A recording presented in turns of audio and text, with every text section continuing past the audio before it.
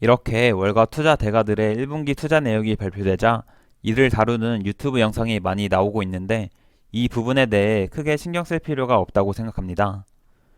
월가 투자 대가들이 모두 자신만의 관점과 계획을 갖고 투자하기에 각자 포트폴리오가 모두 다르듯 우리도 우리만의 경제 상황, 투자 관점과 계획을 갖고 묵묵히 투자해 나가면 된다고 생각합니다.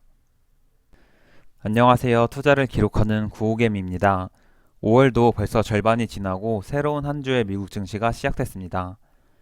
지난주 금요일 나스닥은 미시간대 기대 인플레이션을 명분으로 잠시 조정을 보였지만 월요일은 돌파한 박스권 상단을 잘 지지했고 별다른 호재도 없는데 반등했습니다. 월요일에는 중요한 지표 발표는 없었고 화요일에 있을 바이든과 의회 지도자들의 부채 한도 협상을 기다리며 변동성이 줄어들고 관망하는 장세가 지속됐고 나스닥이 플러스 0.66%, S&P 500 플러스 0.3% 소폭 상승하며 마감했습니다. TQQQ는 1.53% 상승해 29.17달러로 마감했으며 스윙 계좌에서는 남은 롱 포지션 물량을 아직 홀딩하고 있습니다. 월요일 미국 증시를 자세히 살펴보면 개장 전에 뉴욕 엠파이어 스테이트 제조업 지수가 발표됐습니다. 뉴욕의 5월 제조업 지수는 지난달에 비해 크게 하락했으며 예상치를 크게 하회하는 마이너스 31.8로 발표돼 제조업 경기가 위축됨을 보였습니다. 이번 조사 대상 기업의 약 49%는 지난달보다 5월에 상황이 더 악화됐다고 답했고 신규 주문 지수와 출하 지수도 전월 대비 급격하게 하락했습니다.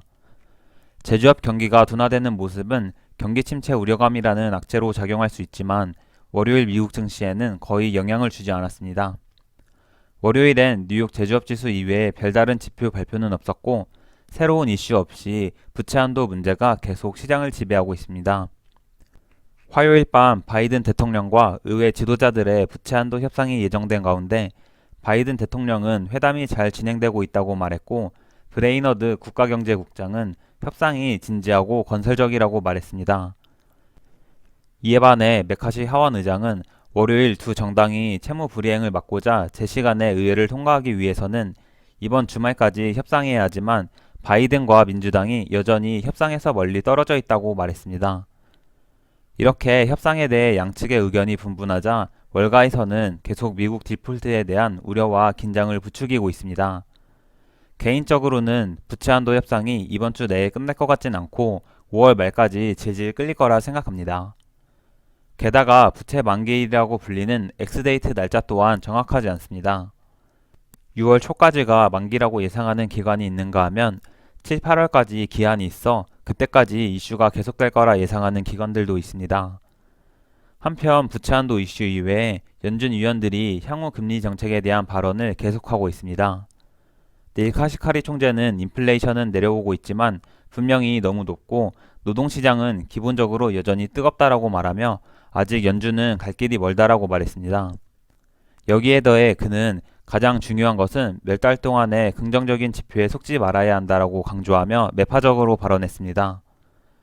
카시카리 총재의 매파적인 발언에 비해 오스탄 굴스비 총재는 5월 회의에서 금리 인상을 간신히 지지했다고 말하며 6월 금리 동결을 시사하는 발언을 했습니다.